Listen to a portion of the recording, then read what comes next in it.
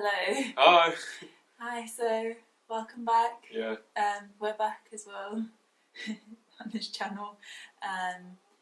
Today we will talk about our adjustment to living in China, living on Chongming Island, and we'll basically also, what's been happening since, essentially. and we'll do a tour of our flat. Yeah. Yeah, okay, so how have you been adjusting? Yeah, pretty good actually. Yeah, after a couple of months, you definitely get into the swing of teaching a bit easier. Everything just becomes sort of second nature to you. You get used to your school, your surroundings, your kids. It's like a routine more. Whereas the first little while you're here, it's quite a lot of moving around, quite a lot of doing things. It all feels like it's going at 100 miles an hour, but then you settle into your routine, and it becomes much more just like any other kind of job in the UK. In that sense. Yeah, but still there's still some changes. Like it's never, I think, like a 9 to 5 sort of vibe. Like everything's the same because you're still doing different lessons with different students, and the school can offer changes as well in your schedule. What else? What's happening? We went to Disneyland. We did, which was great. It was good fun. Deanna's never been to Disneyland before. I've been to 1 or 2. And you 3. You absolutely loved it, didn't you?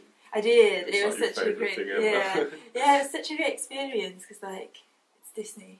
Obviously, it's going to be a great experience. Yeah, it was really good, wasn't it?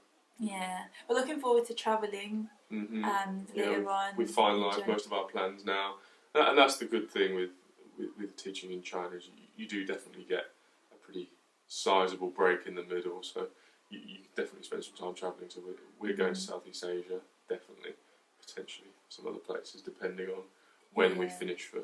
Depending on the schedules. Yeah. Oh, have you faced any challenges? I think the same things that we've been talking about the other times. I think language and food are always going to be the two biggest barriers. I mean, we're learning Chinese and we are getting somewhere with it, but it is a fairly slow process. Obviously, when you're trying to pick up a language from scratch, particularly a language as difficult as Chinese, actually, because it's pretty difficult. So it's quite interesting, because you get a lot of. Well, I get a sizable amount of people just talking to me on the street. Yeah, I get it. So it is really good to have like at least your key Chinese phrases to respond with. Because, so at least have some kind of small talk. Because say where you're from and what you do and why you're here, basically. Yeah, because you do get asked to just. I think that will very much depend on where you're working, though. I would imagine that would happen less downtown. Yeah, in Shanghai. I would imagine. I think a struggle for me has been food now more than before. And I'm only mentioning this because I had a dream about bread not too long ago. Yeah, there are some things that are just not the same. Yeah, so if you didn't know this, there's quite a lot of Chinese people are lactose intolerant, so I think milk-based products are very different. Yeah, milk and cheese just aren't really the same. Like cheese is sort of like plastic burger cheese that you'd get from a burger van or something. Like it's really not. It's not cheese. Yeah, and if you want to order cheese, and you can order it, but it's just quite expensive. Yeah, and also bread here tends to be sweet, or any baked goods, even if it's savoury, the actual pastry will be sweet. So you can have meat with sweet bread. Yeah, it's a bit different. It's interesting. It is interesting, but it's just funny, because in my dream I was just in a shop and there's a variety of different non-sweet breads, savoury breads. Also, a really nice thing about living on Chongming is the community. Yeah, because there's not so many of us here as there are downtown. So there's probably only 15, 20 foreign teachers. So it's quite nice. We have a fairly tight community where everyone sees everyone pretty regularly. So yeah, like we'll go for food maybe once or a few times a week, and there's quiz nights, which are also really nice for everyone to gather together and spend time together. Yeah, it's pretty nice. Everyone's and because the town we live in is not huge either. It's pretty easy to meet up with basically everyone. Whereas again, in downtown in the bigger cities, you can be at either end of the town, and you're probably not really within touching distance of each other that often. But yeah, it's good. Yeah, okay, so let's go with Christmas. Let's go with Christmas. Okay, so it's the run up to Christmas now. It's almost December, so Advent is starting, and I think having Christmas in China will be really interesting.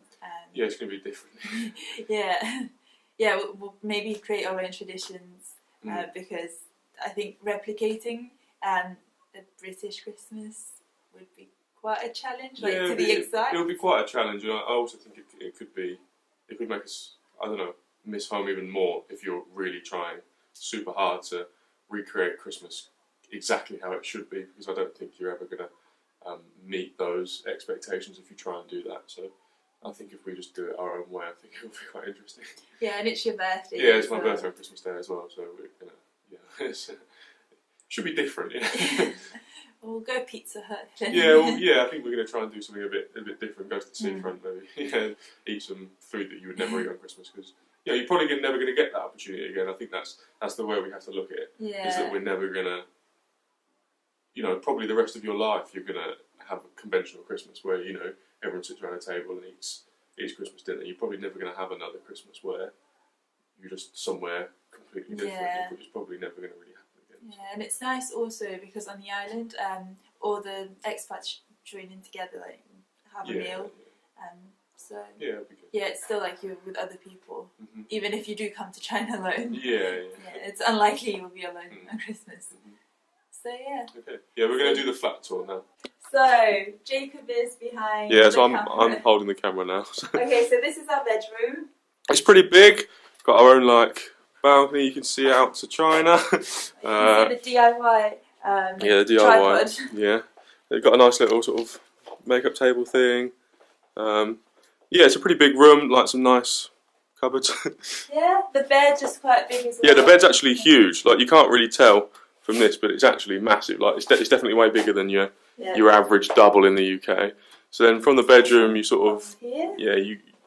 So should we go bathroom? Okay, so this is the bathroom. Look at the we've got a nice door, sort of the slidey door. Charlie Brown.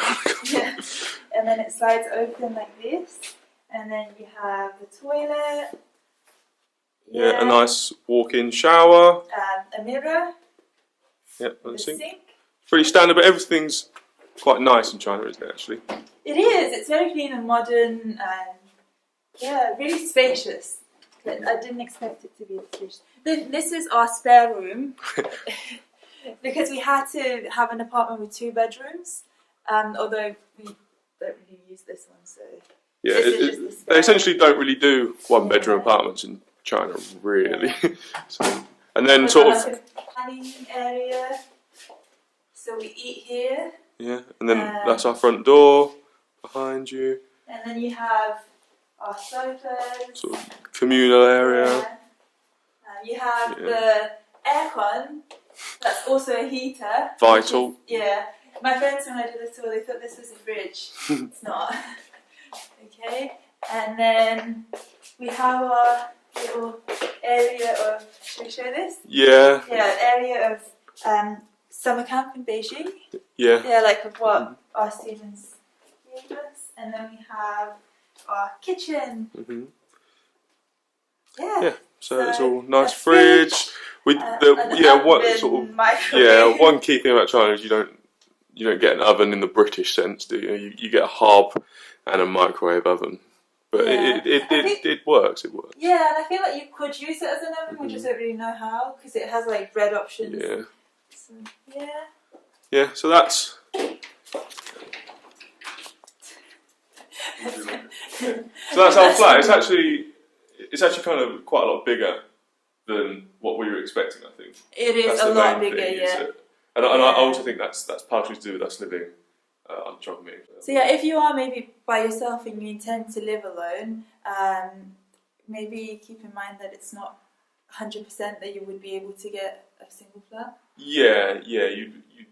Especially on Chongming, maybe in other areas, maybe. But because we thought about getting a single bedroom flat, but they're not available. Yeah, that we should. But Okay, so thanks for watching. Thank you. Goodbye. Bye.